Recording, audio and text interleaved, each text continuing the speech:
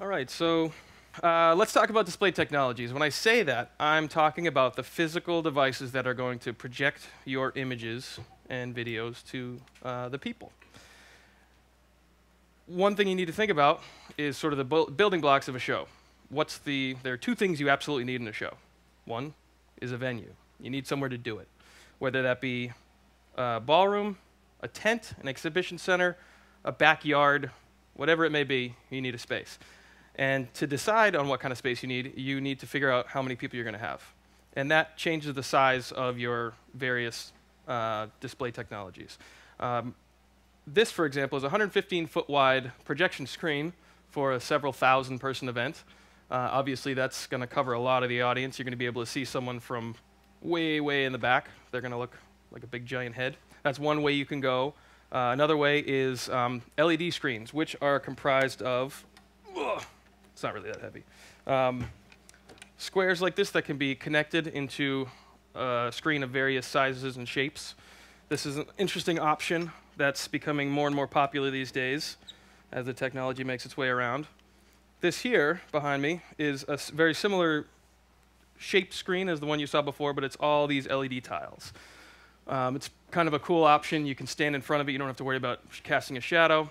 It's a neat way to go. And then for an event like this, you have delay and side screens. Now, as you can see, the people sitting here, these were all set to be rounds. As you are here, we can just do the screens in front of me. We don't have to worry about filling the space or anything like that. But people here having dinner, talking, conversing, when you're putting your content up, you don't want people craning their necks around to try to see the show and, oh, I got stuck in the bad seat because I'm not looking at the screens. We did actually all 4 walls of this ballroom with projection. So you could kind of look anywhere and you'd see the show, which is cool. Excuse me? Yes? So the big, long, thin screens that we're seeing that run the full, is that similar to what you've done here on this screen? Yes, definitely. So this screen here, the way we kind of paint the screens with the images is by blending projectors. So right now we have 2 projectors that are putting out a very similar image in the middle, and they blend together to look like one big giant screen. And so you can keep adding projectors and making your screen bigger and bigger as you need to. So it's just a matter of the material and the number of projectors you... A little bit. Projection works best when you have materials that will reflect the light. Well, front projection, which I'll get to, works best when you have material that's going to reflect the light. So occasionally we will do shows where we'll have a company stretch like a scrim, just a plain white fabric that's going to cover some big massive space. And it can work. Usually you want to kind of step your projection up a little bit more, have some more lumens to work with because it's going to eat up some of that. But generally, a nice white surface of a specific shape is what you're looking for. You can actually see, if I do this, you can kind of see where the blend is right there. So they're sharing part of that image, but our spider switcher here is clever enough to keep it from getting too bright in the seam, and it's a nice little big wide image. So we spoke about LED screens, side and delay screens. So as we talked about, you can use multiple sizes of screens. You can use just fabric that's been cut. You can buy actual screens. Obviously, that's a great option to use real screens.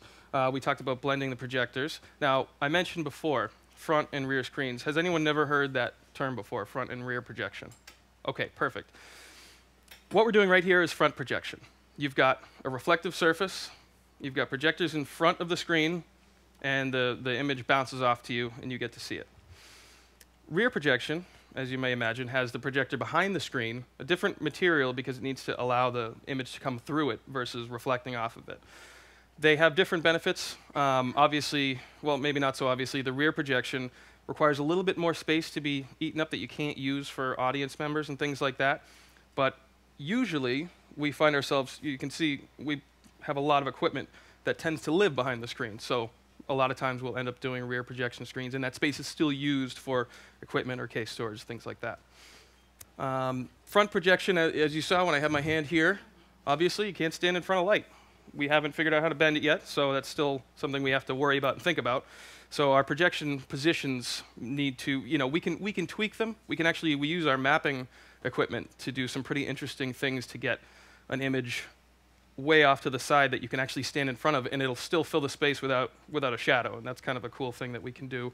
Yeah. We do that on a lot of shows. I think one of the things to note is that it's just a matter of us finding a place where we can put the projectors. We can now warp the image back into the right shape, because when you have an off-axis projector, it keystones the image out. So, you know, don't think if you're looking at a space, oh, I can't use a projector because it's not going to work.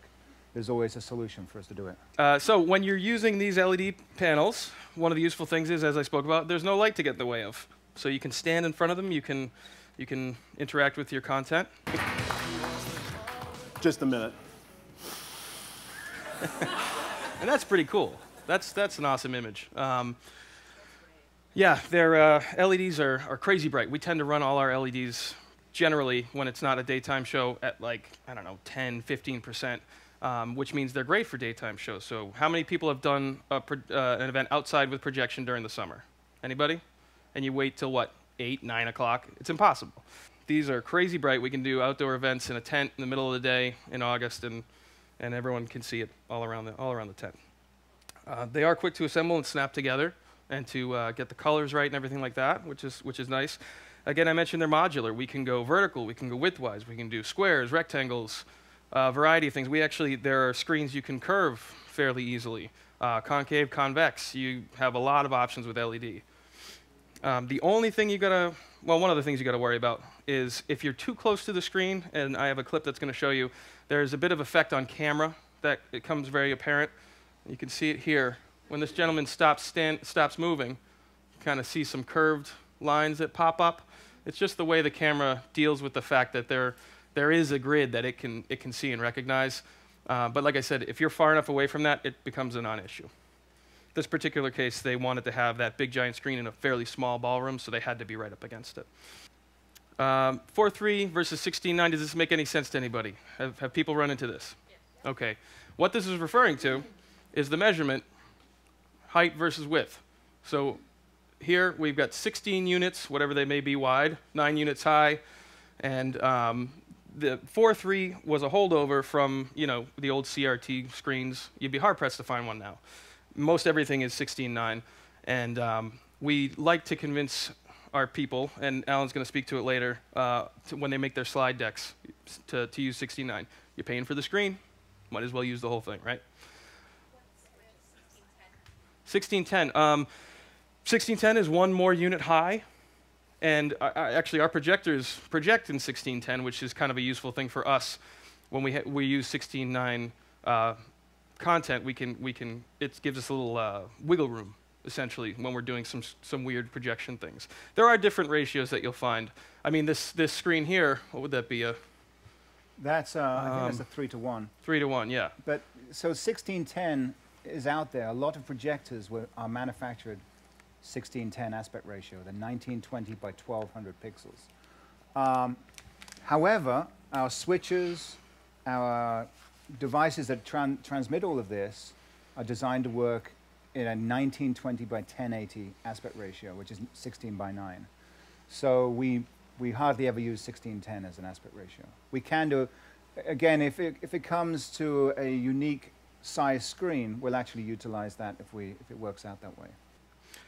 So as we mentioned, non-standard aspect ratios. This is a 3-to-1 screen, which Tom told us why. It was from slide decks a million years ago. I don't know. Yes. I don't remember. Slide projectors, yeah. Yeah, slide projectors, yes. We don't use this screen anymore. This is our test screen that we shoot things on, and it lives here forever. But there are other aspect ratios that you will find, like 16:10. This is a great picture because it incorporates a few things we've been talking about. This here is a blended screen, similar to what we did here. Outside are standard 16:9 screens, and in the middle, these vertical constructions are LED walls. They're these panels here. As you can see, they all pretty much work together seamlessly with the right amount of tweaking and color correction. It almost looks like it could be projection, but it's a great option to have to be able to throw LED in there. Alan created this background that we're looking at right now for the screen.